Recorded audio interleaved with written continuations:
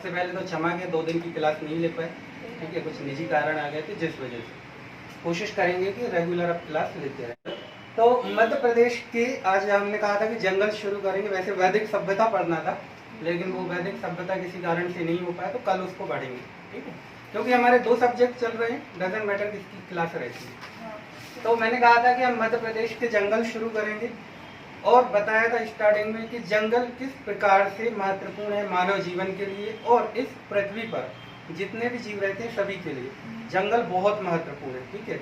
जंगल नहीं होंगे तो हम अपनी कल्पना भी नहीं कर सकते मानव जीवन की, ठीक है।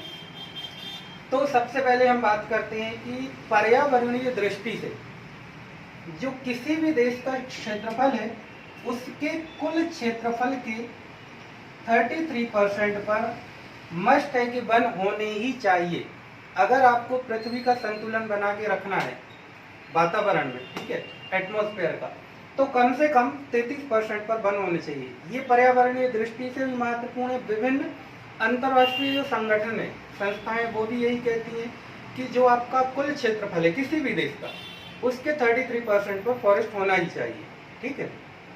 तो वर्तमान में भारत के पास इतना तो नहीं है, वर्तमान में हमारे देश में, मैं देश की बात कर रहा हूँ, ठीक है, देश में लगभग 24.5% पर फॉरेस्ट है। ये इंक्रीज हुआ है, बढ़ा है, ठीक है। आज से 4-5 साल पहले तक तो 21% पे था ये, लेकिन धीरे धीरे करके ये बढ़ा हुआ है, ठीक है। तो भारत के कुल क्षेत्रफल का 24.5% पर है वन, ठीक है। इसी प्रकार से मध्य प्रदेश का जो फॉरेस्ट है टोटल वो इस प्रकार से 94,689 वर्ग किलोमीटर क्षेत्रफल मध्य प्रदेश के वन पाए जाते हैं और ये मध्य प्रदेश के कुल क्षेत्रफल का कितना है 30.7%, ठीक है, 30.7% पर वन पाए जाते हैं। अब मध्य प्रदेश के ये जो वन है ये भारत के टोटल वनों का कितना है 12.4%। महत्वपूर्ण क्वेश्चन है, यहाँ से क्वेश्चन बहुत बनते हैं, ठीक है। और आप लोग ये भी याद रखना, आप किसी भी एग्जाम की तैयारी कर रहे हो, पीएससी की कर रहे हो या कांस्टेबल की या एसआई की, जो भी, या व्यापम की, फॉरेस्ट से हमेशा एक ना एक क्वेश्चन जरूर बनता है। 2-2, 3-3 क्वेश्चन भी बनते हो, 5-5 क्वेश्चन भी बन सकते हैं। तो बहुत महत्वपूर्ण टॉपिक ही है हमारे लिए, ठीक है। भारत के जो वन है, मध्य प्रदेश के जो वन है, ये भारत के कुल वनों का 12.4% है, ठीक है। मतलब इनका 24.5% में मध्य प्रदेश के लगभग आधा क्षेत्र, ठीक। तो ये बहुत महत्वपूर्ण होने वाला है हमारे लिए ये टॉपिक। अब सबसे पहले हम बात करते हैं कि देखो एक चीज याद रखना, बहुत सारे क्वेश्चन रहेंगे यहाँ से जिनकी मैं बाद में कंटिन्यू क्लास करता रहूँगा। जैसे कि वनों से संबंधित बहुत सारी संस्थाएं हैं, बहुत सारी योजनाएं चलती हैं, ठीक है, और इसके साथ बहुत सारे अवार्ड दिए जाते हैं, बहुत सारे प्रसिद्ध व्यक्ति हैं जो पर्यावरण के क्षेत्र में काम कर रहे हैं। इसको हम अगली क्लास में कंप्लीट करा देंगे आपको, ठीक है। अभी सिर्फ हम बात कर रहे हैं मध्य प्रदेश के वनों की। तो मध्य प्रदेश के जो वन है इनको अगर हम प्रशासनिक दृष्टि से वर्गीकरण करके देखते हैं तो इस प्रकार से कि मध्य प्रदेश के जो टोटल वन है उनका वर्गीकरण किया गया है सबसे पहले वनव्रत क्षेत्रों में, ठीक है। तो मध्य प्रदेश के जो टोटल वन है इनको 16 वनव्रत क्षेत्रों में बांटा गया है, ठीक। इन 16 वनव्रत क्षेत्रों में सबसे बड़ा वनव्रत क्षेत्र कौन सा है, खंडवा, ठीक है। और उसके बाद दूसरा सबसे बड़ा वनव्रत क्षेत्र कौन सा रहेगा, जबलपुर। इसी प्रकार से सबसे छोटा वनव्रत क्षेत्र कौन सा है, होशंगाबाद। और दूसरा सबसे छोटा वनव्रत क्षेत्र है इंदौर। ये क्वेश्चन आपको याद रखना है, ठीक है। कई बार क्वेश्चन बने हुए हैं मध्य प्रदेश में कितने वनव्रत क्षेत्र हैं, सबसे बड़ा सबसे छोटा, इस प्रकार से क्वेश्चन बन जाते हैं, ठीक है। फिर इन वनव्रत क्षेत्रों को बांटा गया है वन मंडल क्षेत्रों में। तो मध्य प्रदेश में लगभग 62 वनमंडल क्षेत्र है और इनमें सबसे बड़ा वनमंडल जो क्षेत्र रहेगा उसका नाम है मंडला, ठीक।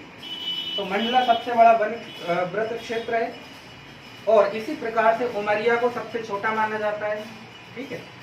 तो ये भी आप याद रखना वनमंडल क्षेत्र, इसके आगे मत जाना है ना।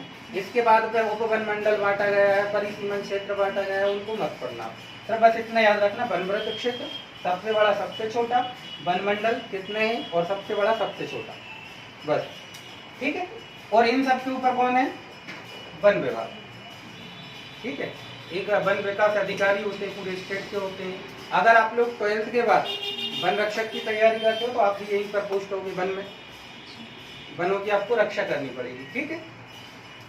अब मध्य प्रदेश में सबसे पहले 1952 में वनों का किया गया था सबसे पहले मध्य प्रदेश में 1952 में राज्य की यह वन नीति लागू की गई, ठीक है। ये सबसे पहली थी मध्य प्रदेश में 1952 में, और लेटेस्ट अभी कब लागू की गई है? 2005 में, ठीक है। ये लेटेस्ट वन नीति 2005 लागू है। इस पे भी क्वेश्चन बन जाते हैं, मध्य प्रदेश में सबसे पहले वन नीति कौन सी थी, और ऑप्शन आ जाते हैं 1948, 1952, 1956 या नन ऑफ दीज या सभी, इस प्रकार से। तो आपको याद रखना, पहली वन नीति, लेटेस्ट वन नीति। वन नीति का मतलब ये होता है कि वनों को किस प्रकार से बढ़ाया जाए, इसके साथ साथ वनों का किस प्रकार से उपयोग किया जाए। और वनों में बहुत सारी जनजातियां निवास करती हैं, वनों के आसपास बहुत सारे लोग निवास करते हैं, तो किस प्रकार से जीव जंतुओं और मानव में एक आपसी सामंजस्य बिठाया जाए, क्योंकि ये पृथ्वी दोनों की है, जीव जंतुओं की भी और मनुष्य की, तो दोनों कैसे रहे एक साथ, ना आप उनके क्षेत्र में अतिक्रमण करो ना वो आपके क्षेत्र में अतिक्रमण करें, ठीक है। तो इस प्रकार से पूरी की पूरी वन नीति बनाई जाती है, उसमें नियम कायदे कानून होते हैं, सब कुछ। वन समितियों की बात की गई है इसमें, इस प्रकार से, ठीक है। तो ये भी आपको याद रखना है। अब 1970 में 1970 में मध्य प्रदेश में क्या किया था? वनों का राष्ट्रीयकरण, ठीक है। मतलब कि 100% वनों का राष्ट्रीयकरण करने वाला मध्य प्रदेश देश का पहला राज्य था। 1970 में वनों का इसने टोटल राष्ट्रीयकरण किया था। अच्छा, राष्ट्रीयकरण के दौरान सबसे पहले किस पेड़ का राष्ट्रीयकरण किया गया? जनरल नॉलेज के लिए पूछा। चलो ठीक है, ये भी याद रखना कि तेंदुपत्ता का सबसे पहले राष्ट्रीयकरण किया गया था। राष्ट्रीयकरण तो लगभग शुरू एक साथ ही हुआ होगा, लेकिन सबसे पहले तेंदुपत्ता का राष्ट्रीयकरण किया गया होगा। तेंदुपत्ते का क्या उपयोग होता है? बीड़ी बनाने, अनुभव है ना, बीड़ी बनाने में इसका उपयोग किया जाता है, ठीक है।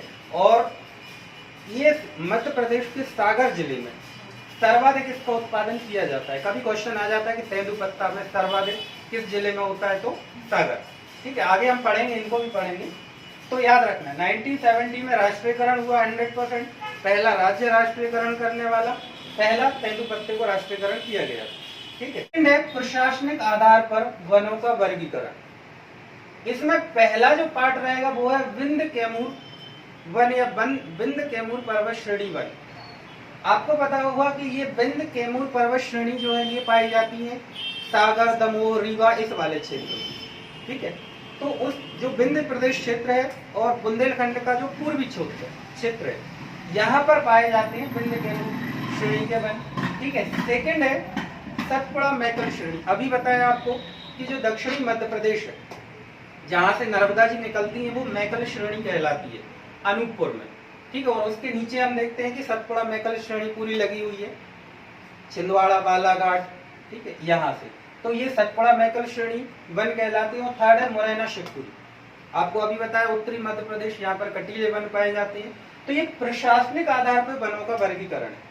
अब यहाँ पर ये क्वेश्चन इस प्रकार से भी पूछ लेते हैं कभी कभी, किस प्रकार के वन पाए जाते हैं, किस प्रकार के पेड़ पौधे पाए जाते हैं, ठीक है। तो यहाँ पर आप देखते हो, देखो कॉमन है कुछ चीजें, जैसे पीपल, बरगद, नीम, बबूल, अधिकांश वनों में ये पेड़ पाए जाते हैं, ठीक है।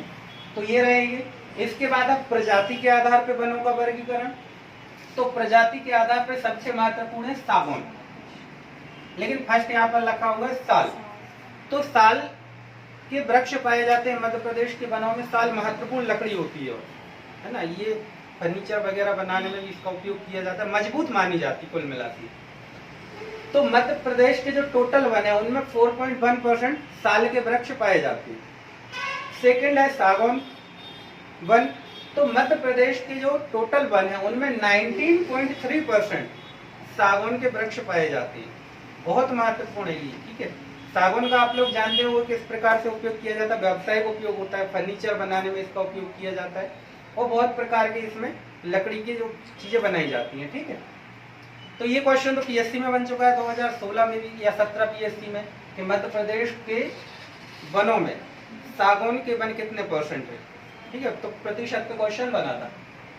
तो याद रखना, सागौन के वन सबसे ज्यादा, दूसरे नंबर पे साल के वृक्ष और तीसरे नंबर पे है मिश्रित वन। मिश्रित वन अगर ओवरऑल पूछ ले तो मिश्रित वन सर्वाधिक प्रकार के हैं। यहाँ पर पर्टिकुलर 2 पेड़ों की बात की गई, और मिश्रित में तो आपका सब कुछ आ जाएगा। ठीक है, यहाँ पर नीम, पीपल, बरगद, बेल, इस प्रकार से सब आ जाते हैं। ठीक है, तो तीसरे प्रकार का रहेगा आपको प्रजाति के आधार, और चौथा है प्रादेशिक आधार पर। इसमें सबसे महत्वपूर्ण है आरक्षित वन। टोटल वनों का 65.4% आरक्षित वन है। आपको अभी मैंने बताया कि मध्य प्रदेश सरकार ने वनों का राष्ट्रीयकरण किया था। राष्ट्रीयकरण का मतलब ये है कि सरकार ने वनों को अपने अधीन कर लिया था। ठीक है, तो उनमें से 65.4% वन ऐसे हैं, या आरक्षित वन ऐसे वनों को कहा जाता है जहां पर मानव गतिविधियां टोटली प्रतिबंधित होती है। आप वहां पर लकड़ी बीनने नहीं जा सकते हो, आप वहां पर अपने पशुओं को चराने नहीं जा सकते हो, कोई भी गतिविधि आप नहीं कर सकते हो, और अगर करते हुए पाए जाते हो तो आपको कानून के अनुसार दंड दिया जाएगा। इसके बाद सेकंड है संरक्षित वन। 32.8% के क्षेत्र पर है संरक्षित वन। इन वनों में थोड़ी बहुत गतिविधियां जो है वो आप कर सकते हो। जैसे आप देखते होंगे कि जंगलों के आसपास बहुत सारे गांव बसे होते हैं, तो अब उस गांव के जो लोग हैं वो जंगल के बाहरी क्षेत्र पे, जैसे कि मान लो ये क्षेत्र है जंगल का, ठीक है, इस प्रकार से ये जंगल है, तो ये जो जंगल का बाहरी क्षेत्र है, इस वाले क्षेत्र, थोड़ी बहुत यहाँ पर मानवीय गतिविधियां हो सकती हैं। जैसे आप जलाऊ लकड़ी बीन सकते हो, पेड़ तो कहीं नहीं काट सकते आप, ठीक है, ना शिकार कर सकते हो, तो टोटल प्रतिबंधित है हर जगह, लेकिन आप जलाऊ लकड़ी बीन सकते हो, अपने पशुओं को आसपास के क्षेत्रों में आप चरा सकते हो, इस प्रकार की गतिविधियां आप कर सकते हो। ठीक है, वो भी आसपास के लोग जो रहते हैं। और तीसरे हैं अवर्गीकृत वन। ठीक, ये टोटल वनों का कितना है 1. भूमिका इस प्रकार से निभाते हैं कि मध्य प्रदेश की जो जीडीपी है उसमें भी वनों का बहुत महत्वपूर्ण योगदान रहता है। आपको पता होगा वनों से तेंदुपत्ता का उत्पादन होता है, और उस तेंदुपत्ता का उपयोग बीड़ी बनाने में होता है, बेचा जाता है तो वो भी एक प्रकार की आय का साधन है।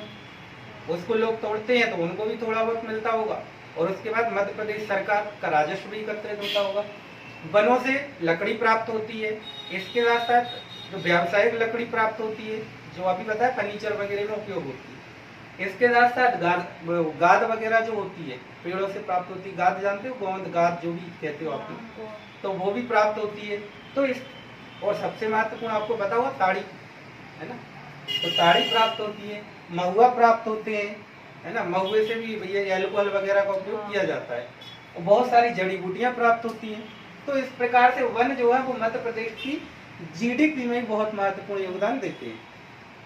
ठीक है, तो वनों का थोड़ा बहुत वर्गीकरण समझ में आया, क्योंकि जब हम इस टॉपिक को लास्ट में करेंगे तो इनको हम अब डिटेल में समझाएंगे पूरा एक एक करके। ठीक है, कौन से पेड़ जो है किन वनों में पाए जाते हैं, और मैप के थ्रू पूरा समझा देंगे। मध्य प्रदेश में जो टोटल वन पाए जाते हैं 30.7%। सर्वाधिक कभी क्वेश्चन आ जाता है कि सर्वाधिक वन मध्य प्रदेश के किस जिले में पाए जाते हैं, तो बालाघाट में सर्वाधिक वन पाए जाते हैं, सघन वन वो भी। ठीक है, और न्यूनतम वन किस जिले में पाए जाते हैं, तो उज्जैन वाले क्षेत्र में। ठीक, इसी प्रकार से जब हम देश की बात करते हैं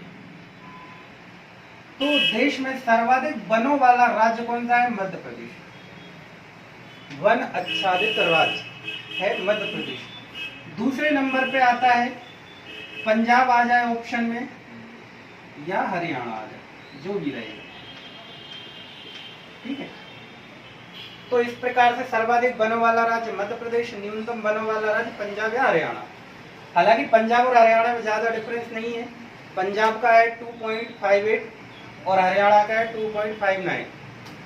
ठीक है, इस प्रकार से अब क्या होता है, पंजाब हरियाणा में वन इसलिए भी कम पाए जाते हैं क्योंकि यहाँ पर आपको पता होगा कृषि प्रधान राज्य है ना, और हरियाणा तो औद्योगिक रूप से भी डेवलप्ड है, नोएडा वगैरह पाया जाता है यहाँ पर। तो इस यहाँ पर वनों का ज्यादा विकास होने नहीं दिया है, हो नहीं पाया, क्योंकि यहाँ की भूमि का उपयोग खेती के लिए किया जाता है।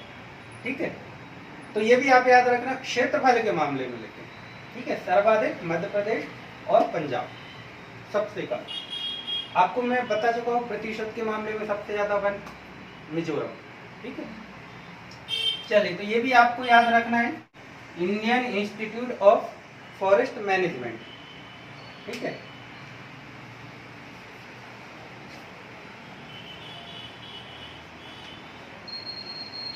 Indian institute of forest management महत्वपूर्ण संस्थान है ये, क्योंकि आप वनों से रिलेटेड जो मैनेजमेंट की स्टडी होती है वो ये कराता है। भोपाल में आप लोग चाहो तो आप लोग की यहाँ से डिप्लोमा डिग्री कोर्सेज कर सकते हो। ठीक है, वनों से संबंधित चीजें, कई बार इस पर क्वेश्चन उत्तराखंड। ठीक है, कल आप लोगों का यही वो रहेगा होमवर्क, सभी राज्यों की कैपिटल याद करोगे आप और केंद्र शासित प्रदेशों। ठीक है, याद करके आना पूरा, यहाँ लिखवा के देखूंगा। तो भारतीय वन अनुसंधान संस्थान का मुख्यालय है देहरादून में। दोनों बहुत महत्वपूर्ण संस्थान है और दोनों में कंफ्यूज मत होना। ये है Indian institute of forest research, Indian forest research institute. ठीक है, इंडियन फॉरेस्ट रिसर्च इंस्टीट्यूट। दोनों में डिफरेंस क्या है? सिर्फ एक ही डिफरेंस, रिसर्च और मैनेजमेंट। ठीक है, तो अगर मैनेजमेंट आता है तो भोपाल, रिसर्च आता है तो उत्तराखंड। अच्छा, इसका एक क्षेत्रीय कार्यालय है, वो कहाँ पर है? बिल्कुल सही, रीजनल ऑफिस है जबलपुर में। ठीक है, भारतीय वन अनुसंधान संस्थान का क्षेत्रीय कार्यालय मध्य प्रदेश के जबलपुर में स्थापित किया गया है। कभी कभी ऐसा होता है कि व्यापम वाले सीधा क्वेश्चन पूछ लेते हैं, भारतीय वन अनुसंधान संस्थान कहाँ पर है, और उसमें ऑप्शन देहरादून नहीं आता, जबलपुर आता है। तो आप याद रखना। ठीक है, अगर मैनेजमेंट रहेगा तो भोपाल, रिसर्च रहेगा तो जबलपुर या देहरादून। तो ये दोनों संस्थान भी महत्वपूर्ण है। इसके साथ साथ भी बहुत सारे संस्थान हैं, उन पर हम आगे बात करेंगे। जो वनों से संबंधित रिपोर्ट होती है वो यही संस्थान तो जारी करते, यही संस्थान बनाते।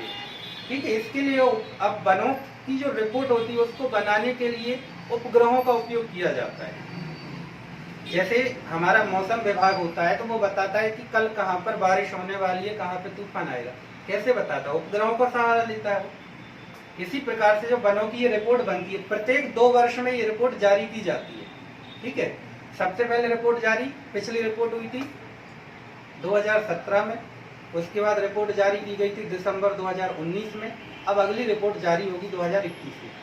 अभी जारी नहीं हुई है, 2019 की रिपोर्ट के ही आंकड़े होंगे। ठीक है, तो ये दोनों संस्थान ही रिपोर्ट जारी करते हैं, यही बताते हैं कि कहाँ पर कितने बने हैं, कहाँ पर कम हुए हैं, कहाँ पर घटे हैं, इस प्रकार की चीजें रहती है। तो यहाँ पर वन रहेंगे तो वन्य प्राणी भी रहेंगे। ठीक है, और जब वन्य प्राणी रहेंगे तो उनको कहीं ना कहीं संरक्षित भी किया जाएगा। तो उन संरक्षित क्षेत्रों को ही राष्ट्रीय उद्यान, अभ्यारण्य, जैव मंडल आदि आदि नामों से जाना जाता है। ठीक है, तो मध्य प्रदेश में राष्ट्रीय उद्यान,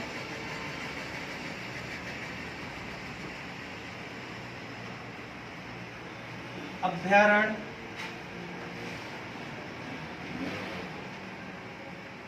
जैव मंडल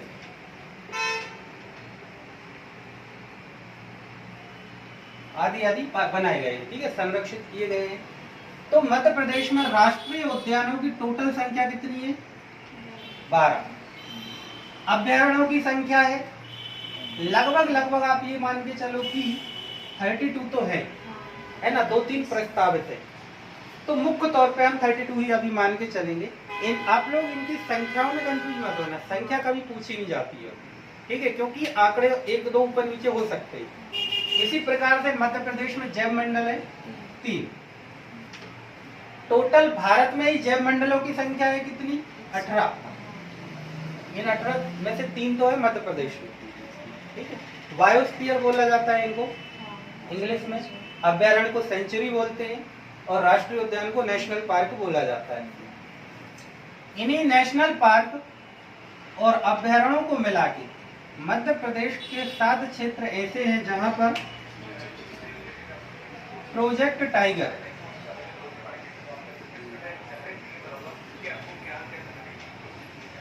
संचालित किया जा रहा है।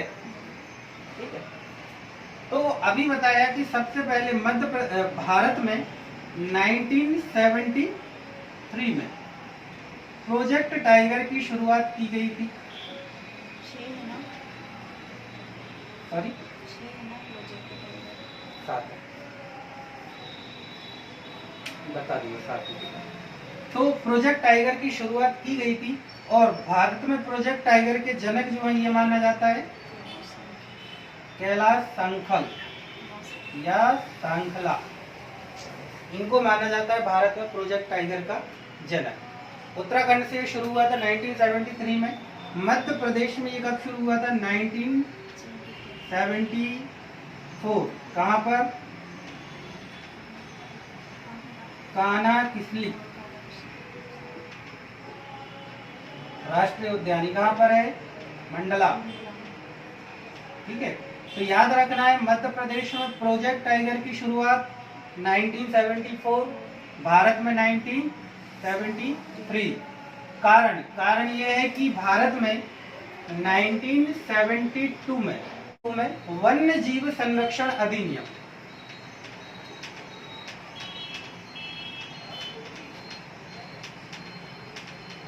लागू किया गया था। ठीक है, 1972 से भारत में शिकार करना, जीव जंतुओं को मारना कानूनी रूप से प्रतिबंधित है। अगर कोई भी व्यक्ति ये सब करते हुए पाया जाता है तो उसके ऊपर कड़ी कानूनी कार्रवाई किए जाने के प्रावधान है। ठीक है, किसी भी प्रकार का आप शिकार नहीं कर सकते। तो यही 1972 में वन्य जीव संरक्षण अधिनियम जब लागू किया गया तो इसी के बाद भारत में प्रोजेक्ट टाइगर शुरू हुआ। ठीक है, और मध्य प्रदेश में कान्हा किसली से प्रोजेक्ट टाइगर शुरू हुआ। वर्तमान में मध्य प्रदेश के 7 क्षेत्रों में प्रोजेक्ट टाइगर संचालित किया जा रहा है। इनमें से 6 है राष्ट्रीय उद्यान, 1 है अभ्यारण्य। रातापानी नाम का अभ्यारण्य है रायसेन जिले में, वो है अभ्यारण्य। ठीक है, ये मध्य प्रदेश का एकमात्र अभ्यारण्य है जहां पर प्रोजेक्ट टाइगर संचालित किया जा रहा है। सबसे पहले कान्हा किसली राष्ट्रीय उद्यान मंडला में ही पाया जाता है, स्थापित है। ये मध्य प्रदेश का पहला अभ्यारण्य है। ये मध्य प्रदेश का पहला राष्ट्रीय उद्यान है। ये मध्य प्रदेश का पहला प्रोजेक्ट टाइगर। अब इसके अंदर क्या क्या पाया जाता है, इसका क्षेत्रफल कैसा है, कौन कौन से आप जीव जंतु, उस पर हम आगे बात करेंगे अभी। ठीक है, इसके बाद संजय गांधी, यह संजय राष्ट्रीय उद्यान।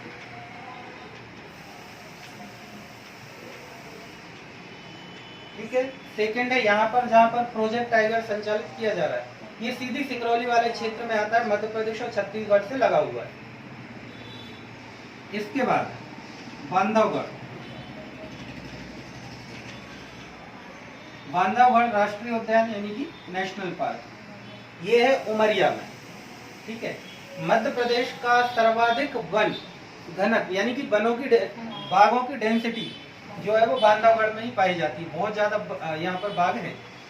ठीक है, तो तीसरा रहेगा ये। चौथा है पन्ना नेशनल पार्क। पन्ना राष्ट्रीय उद्यान छतरपुर और पन्ना जिले में स्थित है। ये कैन नदी के बीचों बीच, कैन नदी यहाँ से गुजरती है। ठीक है, तो पन्ना राष्ट्रीय उद्यान जो है वो जैव मंडल भी है। भारत का जो 18वां जैव मंडल बना था वो पन्ना ही था। तो पन्ना राष्ट्रीय उद्यान भी है, प्रोजेक्ट टाइगर भी संचालित हो रहा है और जैव मंडल भी। इसके बाद पेंच। ठीक है, पेंच राष्ट्रीय उद्यान।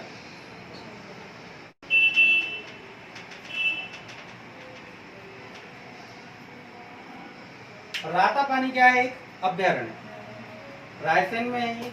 ये देश का एकमात्र ऐसा अभ्यारण्य है जहां पर प्रोजेक्ट टाइगर संचालित हो रहा है। ठीक है, नंबर का है सतपुड़ा राष्ट्रीय उद्यान होशंगाबाद में है और यहाँ पर भी प्रोजेक्ट टाइगर चल रहा है। तो आप ये बार याद रखना कि रातापानी क्या है? अभ्यारण्य। बाकी ये 6 क्या है? National park. तो जैसे कि आपको बताया कि मध्य प्रदेश में 7 जगह पर प्रोजेक्ट टाइगर संचालित हो रहा है, ठीक है। तो इनको भी हम देखेंगे। इसके अलावा जो अन्य राष्ट्रीय उद्यान है उनको भी हम देखेंगे, जैसे कि पेंच है, भोपाल का वन विहार है, ठीक है।